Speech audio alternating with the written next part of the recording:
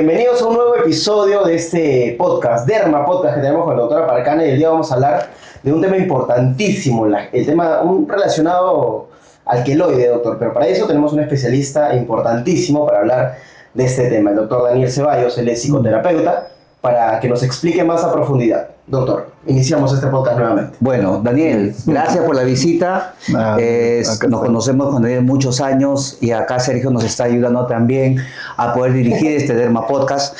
Y hoy vamos a hablar sobre cómo es que el queloide afecta a la salud mental. Así que tenemos acá de invitado a Daniel Ceballos. Él es psicólogo, psicoterapeuta, y acá hay un tema muy importante porque nosotros en la parte de salud, en esta área, a veces damos muchas palabras técnicas y no conocemos. Entonces, un psicólogo, psicoterapeuta es un psicólogo de formación, pero que ha llevado otros estudios para poder profundizar y ayudar en la salud mental de las personas. Entonces, también es importante conocer que Daniel pues, nos visita y nosotros estamos muy alegres por ello, porque cuando a él se refiere, es un psicólogo, psicoterapeuta que también participa en otras entrevistas en televisión. Y eso quiere decir, enfatizo esto, que de pronto sabe de su área, pero también algo muy importante, sabe comunicar. Así que muchas gracias. Sabemos. Muchas gracias por ello. Y eso es también importante porque vas a poder, cuando tienes ese beneficio en tu comunicación, comunicas a nivel de público, como lo estamos haciendo el día de hoy, pero también puedes comunicar a tu paciente, ¿no? Algo que de pronto no tengas muchas palabras técnicas. Así que nuevamente bienvenido, Daniel. Gracias por estar aquí. Amigo. Y vamos a empezar. Vale. ¿Ok? Vamos a empezar. Vale.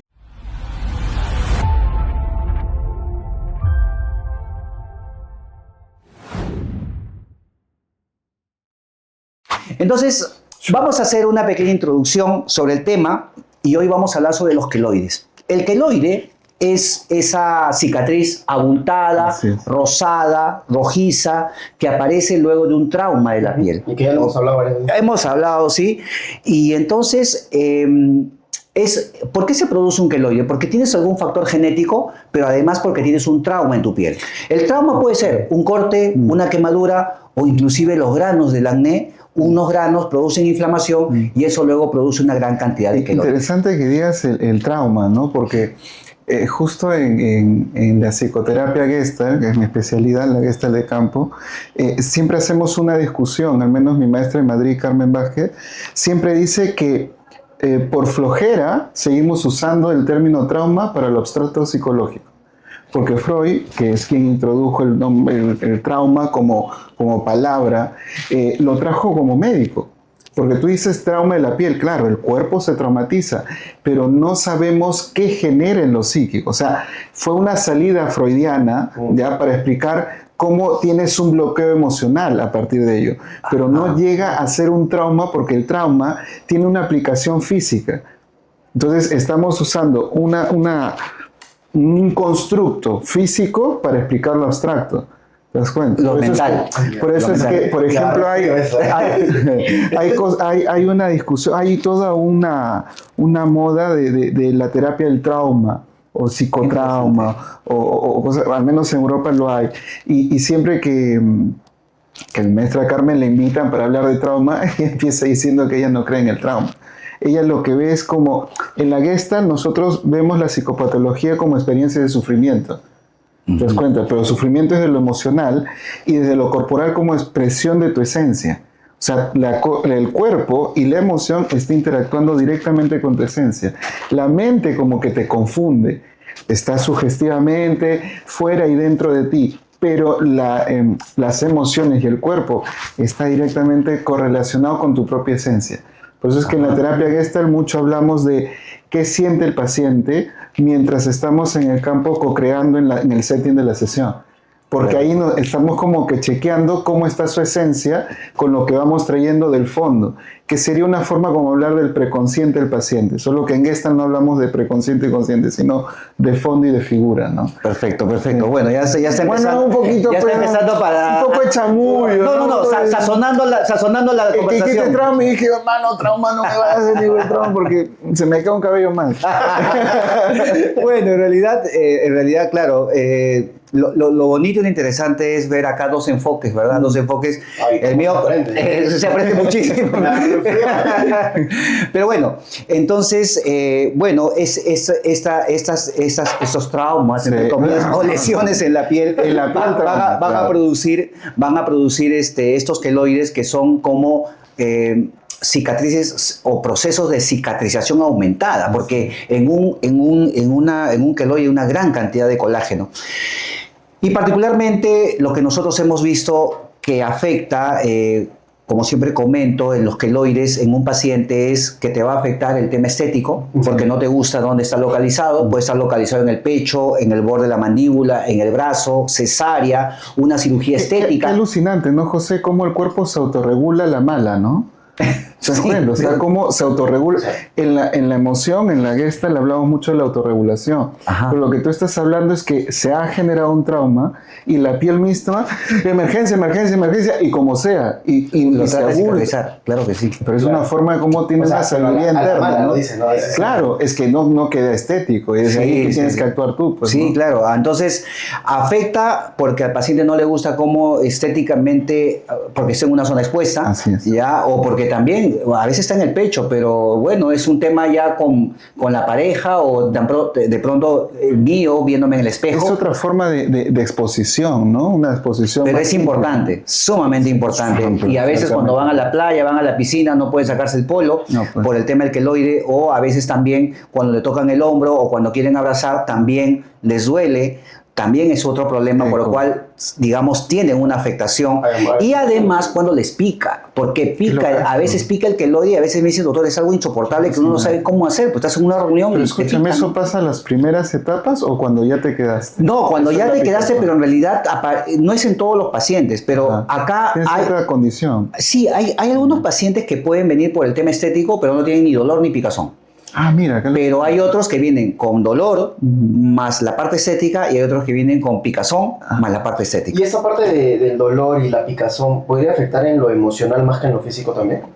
Creo que va de la mano, claro, porque es una experiencia de sufrimiento el hecho de que tú hayas identificado tu cuerpo de una forma y te hayas acomodado existencial y emocionalmente a eso, y de pronto hay esto, que es el trauma orgánico, ¿no? Que genera un eco sugestivo. Sí, claro, o sea, obviamente va a haber hay una correlación porque va a haber una resonancia emocional a partir de este evento traumático, porque te cambia la perspectiva, ¿me entiendes? O sea, tú tenías una forma en tu imagen corporal y ahora te va a generar un elemento de frustración.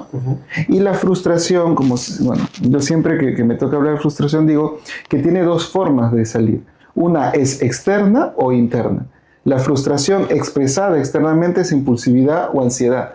Y la frustración expresada internamente es depresión o ataques de ansiedad o de pánico. Claro que sí, lo que hemos un poco compartido contigo, Daniel, un poco de estudios científicos, es que habíamos visto que hay un estudio donde hacen una evaluación entre pacientes de 25 a 38 años y ellos mostraban cuadros de depresión, que ya luego tú nos vas a explicar, ¿ok? Pero bueno, Daniel, queremos darle un poco de estructura a esta conversación, y la primera pregunta sería, en tu práctica diaria, ¿has tenido casos de queloide con una afectación emocional tan contundente, tan fuerte, que de pronto han tomado la mejor decisión de poder acudir a psicología, a psicoterapia, ¿verdad? Así como el cuerpo, ¿qué ejemplos has tenido? Mira, así como el cuerpo se autorregula, yo siempre digo que el mejor paciente que viene a terapia es el que intentó solucionar su tema solo. Porque ya viene con cierta conciencia de hasta dónde puede dar. Entonces ya también ese ejercicio sanador de autopercepción de sí mismo, de mis límites, es un acto de sabiduría, decir, oye, yo llegué hasta acá, pucha, voy a buscar a alguien más que me pueda ayudar con esto. ¿Te refieres a tratar, intentar de autocontrolarse emocionalmente? Autogestionarlo, Pasa ¿no? mucho, ¿no? Eso. Bueno, que el control es una fantasía del ego. No existe el control como tal, es una expresión de la mente. Pero entonces No es se como, puede es como controlar. si no es autocontrol. Puedes elegir desde tu función yo, Pero- de yo elijo, pero controlar es más una fantasía, ¿no? Ya, pero eso Que sería, angustia, pero eso por sería en todo caso ya llegar a mi punto de frustración máxima Por e supuesto. ir allá Claro, al psicólogo. porque es que lo que estamos viendo es que, bueno, lo que he visto yo es que el paciente, por ejemplo, ahora tengo una paciente que trabaja mucho con la estética suya. Y ciertamente es una mujer muy bonita. Ya la veo en virtual en Chile. Y ella tuvo una experiencia de sufrimiento cuando tenía 6 años. Se quemó y le quedó una cicatriz de quemadura acá y en el hombro casi en el pecho. Obviamente en terapia no puedo ver esto, pero esto de acá ni se nota, José. Ni se nota. Porque la chica, como trabaja en lo estético, ha hecho muchas operaciones y todo. Pero mira cómo es esta impronta sugestiva que podemos tener, que hace que ella tenga esta alteración de la percepción, de la propia imagen. Casi como los trastornos alimenticios, donde la imagen corporal se moviliza. ¿Por qué?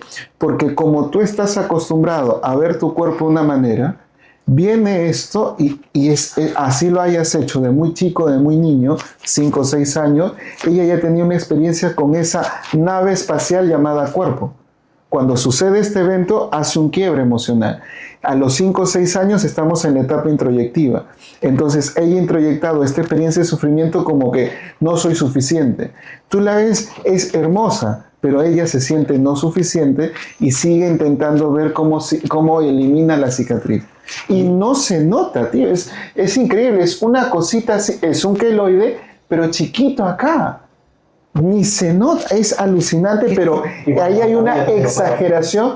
Hay que entender una cosa, en lo emocional hacemos zoom, aquello que nos disguste en nuestro cuerpo y en nuestra situación existencial. Pero ¿cuál sería la recomendación ahí? En todo caso, por ejemplo, para salir unos segundos de la charla, cuando yo tengo pacientes con vitiligo, ¿verdad? Que es esas manchas blancas en la piel, ¿no? Y tengo pacientes que son menores de edad y vienen con los padres, yo, entre comillas, saco de la consulta al menor y me quedo con el adulto. ¿Para qué? Para explicarle bien cuál es el pronóstico, qué es lo que va a suceder. Ahora, en este caso, en base a esa paciente que tiene el queloide, entonces me quedaría claro que la recomendación sería que si tienes un niño o digamos un niño con un queloide, no solamente vayas al dermatólogo, sino ya también a afianzar el tema emocional con el psicólogo, psicoterapeuta para que lo vaya trabajando, porque quizás sea una, entre comillas, una cicatriz insignificante para ti como padre, como madre, pero mira la experiencia de vida que nos está contando Daniel con esa paciente. Y lo alucinante que estás diciendo ahí, José, es justamente cómo maneja la salud mental el país.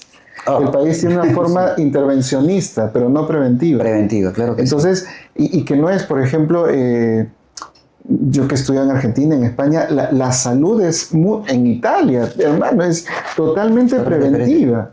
Y es alucinante porque cuando yo vengo de allá a acá, yo creo que en salud mental estamos con 2 piedritas haciendo fuego. De verdad, es alucinante. Porque es que tenemos esta visión muy... apagar el fuego. Sí, que es muy americana, pero muy tercermundista a la vez, ¿no? De intervencionista y no preventiva. En lo social también se da, mira cómo estamos ahora en lo social. Básicamente reaccionar a lo que pasa en el momento. Es una reacción modal, ya, pero que no soluciona. Lo que tú estás diciendo rompe un paradigma, pues, porque el paradigma es intervencionista.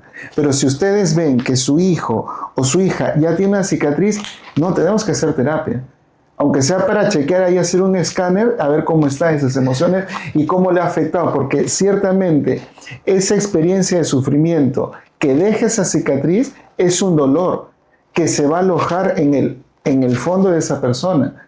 Y vamos a ver cómo se enraiza y qué patrón va a generar. Yo creo aportar aquí, en el sentido de lo que nos habla Daniel, de esta persona que tiene el queloide, que ella es una persona adulta.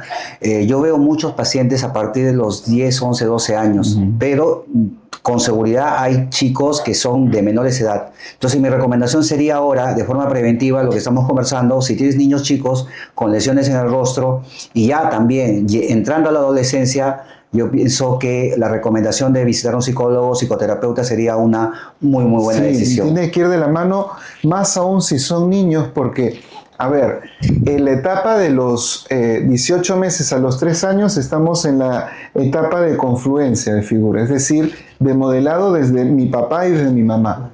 O sea, recibir sus mensajes y tener la seguridad que ellos están ahí. Si hay un evento traumático en esa etapa, se rompe y te quedas en confluencia, es decir, te quedas perdido. Y ahí es donde puedes tener disociaciones, donde puedes desarrollar depresión, pero con índices psicopáticos, es decir, que puedes imaginar y escuchar cosas, porque cuando se rompe la confluencia, el paciente se queda perdido. Y en ese perdido no hay un adentro y no hay un afuera.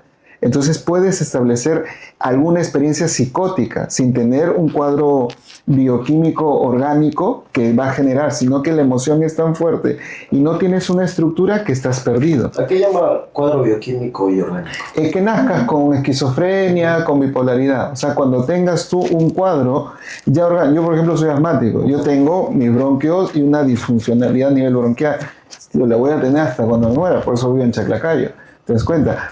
Y tengo que manejar mi salud, que como, que no tomo, que esto, que el otro. Pero eso es una condición orgánica. Hay una diferencia en una condición orgánica y una adquirida, en lo emocional y en lo psicológico. Entonces, esto es queloide, es un evento traumático, pero que no viene a ser orgánico, sino que rompe una etapa. Y muy bien que hables de la niñez, porque si hay en la niñez, dependiendo de qué edad, va a generar, por ejemplo, esta paciente que veo yo, a los 6 años le pasó eso, 5 o 6 años está en la etapa introyectiva, donde tienes los mensajes que van a ser tu estructura base para decir cuál es mi esencia y qué me gusta y qué no me gusta. Si ella no soluciona eso, se queda como ahora, que tiene 32 años y sigue con esa experiencia de sufrimiento. ¿Qué es lo caso? Como si hubiera sido ayer. Entonces, Daniel, nos vamos, bueno, bastante enriquecedor toda esta conversación. Daniel, tenía otra pregunta. Si en estos queloides, que entre comillas hemos visto en los estudios que producen depresión, ¿no? Y cuadros de ansiedad. Cuadros de ansiedad. Entonces, depresión y cuadros de ansiedad. Porque va a haber la depresión viene desde la frustración y la ansiedad desde no saber cómo manejar esta depresión. Y ahí... o sea, depresión, ansiedad sería. Sí, secuencialmente. Y ahí se va a generar un evento obsesivo, porque estamos hablando del cuerpo y el cuerpo va a generar una interrupción en lo que la Gestalt de campo le llama retroflexión. Es decir, va a ser una experiencia corporal que no voy a tener un significado más allá del vulgar que es me hice daño y me duele y qué mal que la pasé. Pero el paciente va a tener un significado para ese significante que está en su fondo y que tiene que hacer terapia para ver qué está ahí y cómo yo, que estoy instruido para ello, lo puedo manejar. Pero ahí hay un significado que no se nota. O sea, tú puedes decir, no, te duele y te sientes mal, que eso es un pensamiento vulgar, pero vamos al pensamiento más profundo, que es donde el paciente raíza el sufrimiento. Ahora, y eso lo descubre después de meses de terapia. Ahora, Daniel, en ese contexto, si yo tengo un queloide, ¿verdad? Y si de pronto tengo pensamientos X, que son mi salud mental, pero que a la vez quiero ir al dermatólogo, etcétera, para un tratamiento ya, digamos, de manejo de esto, ¿cómo es que yo como paciente o como persona me doy cuenta que realmente me está afectando este problema y decir, oye, ¿sabes qué? 2 opciones, ¿verdad? Me voy ahorita, ¿no? Porque tengo la posibilidad y el alcance, o como también digo, ok, sí tengo, pero... O voy después. Voy después, pero sí sé que lo tengo. ¿Cómo reconozco que ya estoy entrando en depresión con este problema? Justo como te digo que esto es un bloqueo en el ciclo de la experiencia de la retroflexión, va a generar un aspecto obsesivo. Eso es lo que quería un poquito dar... afianzar y por eso hablaba de retroflexión. Porque toda retroflexión va a generar una ansiedad obsesiva. O sea, si ustedes que nos están viendo comienzan a ver que pienso y repienso mucho en eso, y cuando pienso le doy una repasada emocional a ello, ya estás. Tienes que ir a terapia. Porque hay un componente, la obsesividad, como yo siempre digo, está alimentada, el diésel de la obsesión es la ansiedad. no hay forma que no seas obsesivo si no has sido primero ansioso.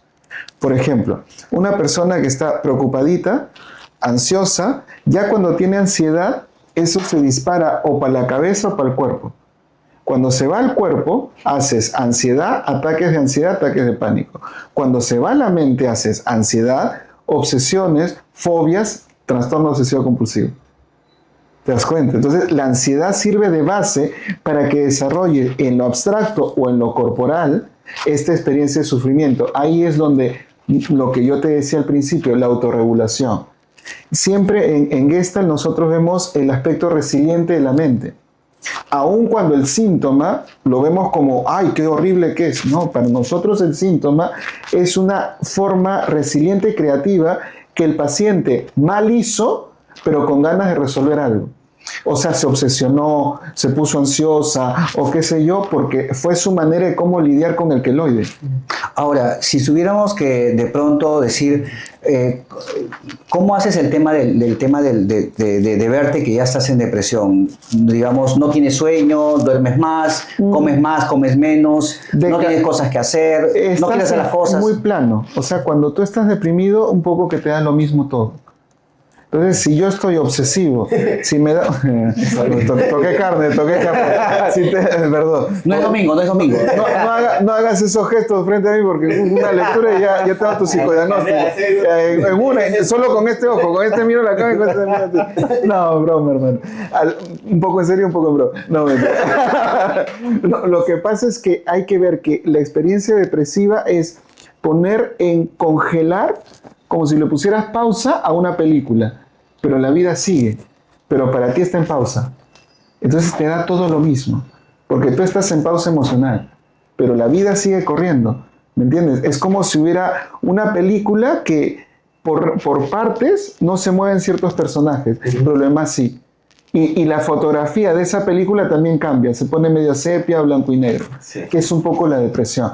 Si las personas ven que están con una experiencia de sufrimiento y las emociones están muy en flat, lo que te gustaba ya no te gusta tanto, si te gustaba ver series, estás queriendo esperar los miércoles en la noche para ver Daredevil y ya no quieres verlo, hay depresión. Si te gustaba comer tu causa rellena y ahora te comes la causa rellena y te sabe a chicle de menta, hay depresión. ¿Te das cuenta? O sea, ahí hay formas que de alguna otra manera tenemos que prestarle atención.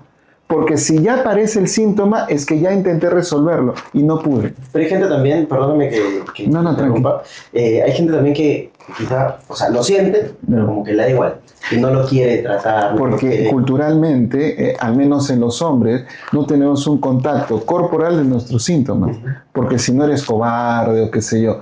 Y en la mujer hay este sesgo de exageración. O sea, si una mujer siente algo, está exagerada, que también las dos miradas están mal.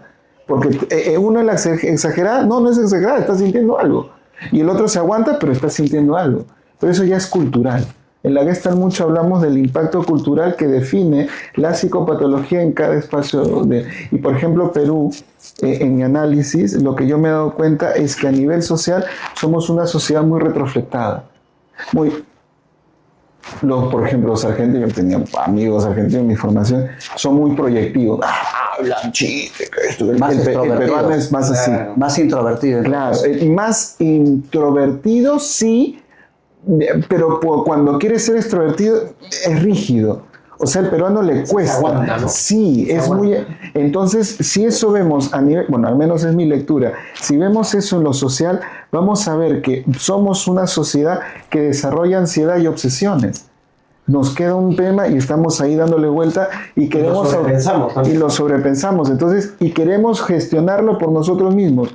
Cuando ya hay síntomas, ya es que tu mente intentó autorregularlo. O sea, tu aspecto sabio, si quieres llamarlo así, es un poco más la Gestalt intrapsíquica, pero si quieres hablarlo así, ya intentó hacerse cargo. Pero no pudo. Y llegó hasta cierto punto. Y te está diciendo, compadrito, ya no puedo más, por eso te saco estos síntomas. Así que ándate a terapia. Ahora, finalmente, Daniel, la idea aquí es intentar que los que nos están viendo aquí en este Derma Podcast de Derma Perú nos entiendan. Y yo creo que aquí ya entendimos que Daniel es psicólogo más psicoterapeuta, ¿verdad? Y que es una experiencia de sufrimiento. Es que lo que pasa es que, Daniel, tú me dices psicoterapeuta y a las personas que no manejan el área de salud dicen, oye, ¿qué es esto? ¿Me entiendes? La psicoterapia es una especialidad de la especialidad de psicología, es decir, tú haces psicología y te puedes especializar en psicología clínica. Y en la psicología clínica está la especialidad de psicoterapia. Y en la especialidad de psicoterapia hay escuelas de psicoterapia. Así es. Yo estoy formado, por ejemplo, en la escuela de la Gestalt. Ajá. La Gestalt además tiene 3 modelos. Dios el mío. intrapsíquico, el relacional y el de campo. Y yo estoy especializado en intrapsíquico, que lo estudio acá en Lima, en Argentina, y de campo, que lo estudio en Madrid. Perfecto. Entonces, para que veas que la psicoterapia es una forma intervencionista, es muy delicada, es como cuando tú operas. O sea, el terapeuta es el psicólogo que opera, en pocas palabras, pero que opera la sugestión, lo preconsciente, si quieres llamarlo así, la experiencia de sufrimiento, como el queloide. El queloide es una experiencia de sufrimiento física que tiene que ver con tu imagen y que te va a hacer obsesionarte con esa parte de tu imagen y olvidarte que tienes la nariz que tienes, los ojos que tienes, verdes, azules, violetas, no me importa, tengo esto. Porque me focalicé, le hice zoom y me obsesioné con esa sintomatología ansiosa y depresiva. Eso es una cuestión de opacar las virtudes y sobresacar lo malo, ¿no? Por ejemplo. Más en una cultura como la peruana, que te decía que es retroflectada, tiene una tendencia a la obsesión. Sí. Súper interesante este aspecto porque nos explica Daniel sobre todo el campo de la psicoterapia, ¿no? Y eso es valioso porque a veces ves el título, ¿no? Pero no sabes a qué cosa es. Así que ahora estoy totalmente seguro que conoces mucho más de qué cosa significa ser un psicólogo y psicoterapeuta a la vez. Ahora, siempre cuando en algunos casos me toca un paciente que lo veo como que a veces se retrae, por decirlo de una palabra mía, como médico dermatólogo, o lo veo medio lloroso, medio como, ¿no? Entonces, sufrimiento. Exacto. La pregunta es, perfecto, tienes que ir al psicólogo, ¿verdad? La pregunta sería, Daniel, que nos clarifiques qué es lo que tú haces, así en términos bastante sencillos, qué es lo que tú haces con el paciente, o sea, haces, no sé, algunos tests, algunas prácticas, porque a veces algunos pacientes me dicen, doctor, pero con el psicólogo voy a ir a conversar. No, es que no vas a ir a conversar, o sea, si vas a conversar con una persona que se dedica a lo que es mejorar tu salud mental. No lo veas como eso, lo necesitas, es importante para ti. La conversación, Daniel, por ejemplo, en psicoterapia es una conversación guiada. Eso. Por ejemplo, en Gestalt de campo, nosotros, los terapeutas, tenemos que ver cómo en el setting de la sesión el paciente y yo estamos co-creando un campo de sufrimiento de lo que trae el paciente y cómo eso me afecta a mí en lo que yo también tengo en mi fondo. Entonces, en función de cómo yo me sienta corporal y emocionalmente, puedo conectar con lo que está sintiendo el paciente y tener una lectura más precisa del patrón. Toda experiencia de sufrimiento va a dejar un patrón. ¿Qué es un patrón? Una forma de ser y estar en el mundo. Qué interesante. ¿Te das cuenta? Entonces, lo que yo hago, por ejemplo, es ver cómo está ese patrón, cómo está su forma de verse a sí misma o a sí mismo en su ser, en su ser sintiente, aunque en estas experiencias de sufrimiento apagamos mucho el cuerpo. Perdón que te corte. Sergio, yo quiero un reel de esta parte, de verdad. No, es que escúchame, es importante un reel de esto para las redes sociales y también para Daniel, ¿verdad? Sí. En Instagram, ¿verdad? O para el TikTok, porque es que cuando a ti te dicen anda al psicólogo, primero que ya sabes que es psicólogo más psicoterapeuta, ya ahí ganamos un montón, y creo que hemos ganado bastante todos los que estamos viendo en este podcast, pero además estamos sabiendo que, o conociendo de que no solamente es que te sientas de frente al psicólogo y el psicólogo está que te habla, no, mira el trasfondo que tiene, así que por favor un reel, acá las chicas que también están atrás de la cámara, por favor un reel, vamos a tener que hacer porque estamos aprendiendo no sabes cuánto. Mira, Claudio Naranjo, que es un gran gestaltística intrapsíquicos, es quien trajo la Gestalt a Sudamérica, directamente Fritz Peter. Hay algo que él decía dentro de lo fantástico que hablaba, que la terapia tiene que ser una experiencia meditativa. O sea, es como cuando yo estoy en sesión, estoy tan conectado y focalizado, que es como si estuviera en una actitud meditativa. ¿Te das cuenta? Estoy tan mirando al paciente, tan sintiendo lo que pasa, tan atento de cómo eso afecta a mi fondo, cómo está mi función personalidad, cómo está mi función yo, cómo estoy sintiendo la sesión, cómo puedo, qué me viene con lo que estoy diciendo, cómo estoy estructurando lo que pasa, que estoy tan conectado que a veces, me pasa esto mucho, José, y te lo digo sin confianza, ponte, escucho un ruido de afuera y me rayó. Me suena el celular y me rayó. Porque es como que, sí, porque estoy tan focalizado en lo que está pasando con el paciente, en ese aquí y en ese ahora, que me traes una variable más y yo entro en error. ¿Te das cuenta?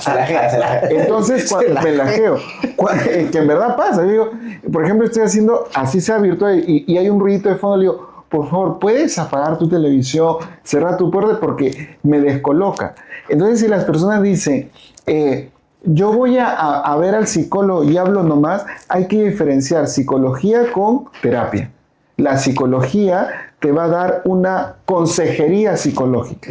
Por eso. Pero en terapia, al menos en la terapia Gestalt, como la que yo he aprendido, nunca aconsejamos, porque aconsejar es una posición del ego, donde yo estoy en una posición arriba y tú, pobrecito paciente, te tengo que decir yo, semidios de la psicoterapia, cómo resolver tu vida. Tal cual. Y eso es una falta de respeto. Hay que guiarlo. Hay que estar en la misma posición porque ni él es mejor que yo, ni yo soy mejor que él.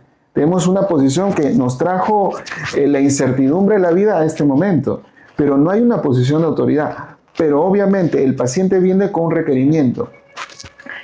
Cuando tú hablas al psicólogo, el psicólogo te aconseja, eso es consejería psicológica.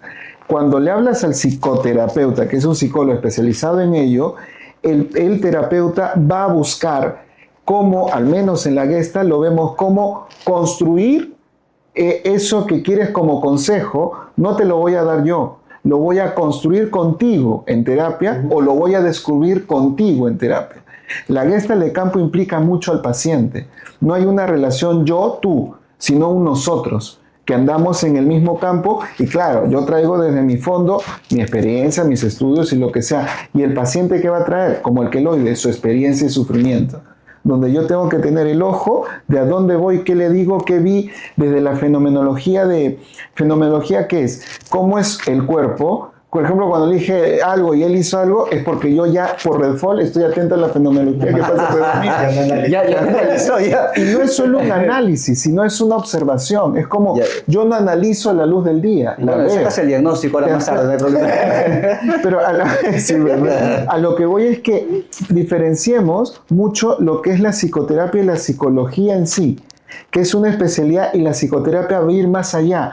Va a ir a qué hay detrás de este pensamiento vulgar que puedes encontrarlo en TikTok, en un reel, en un libro de autoayuda. Porque ahí encuentras una referencia.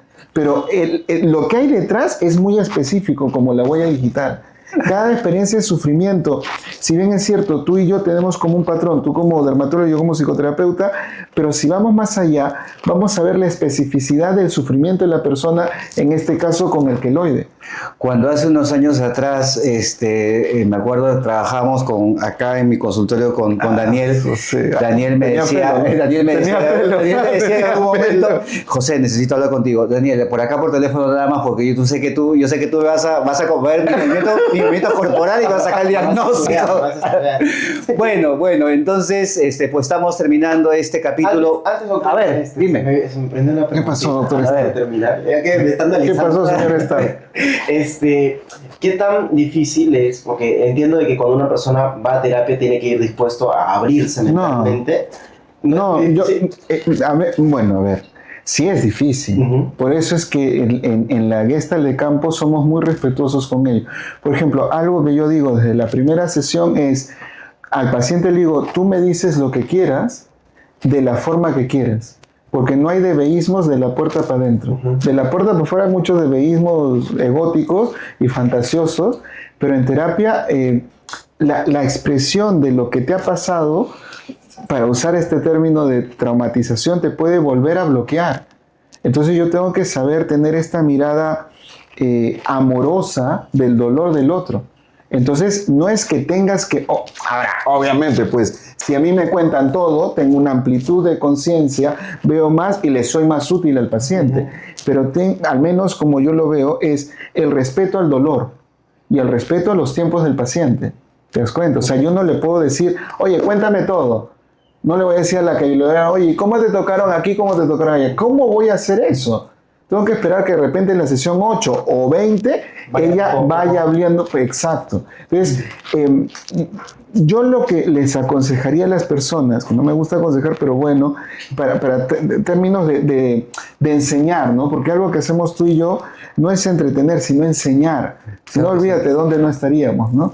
Pero en enseñar yo diría que la persona que va a la psicología, obviamente tiene que saber qué quiere decir y qué no quiere decir, si es que yo veo que la terapeuta o el terapeuta me da esa confianza para hacerlo.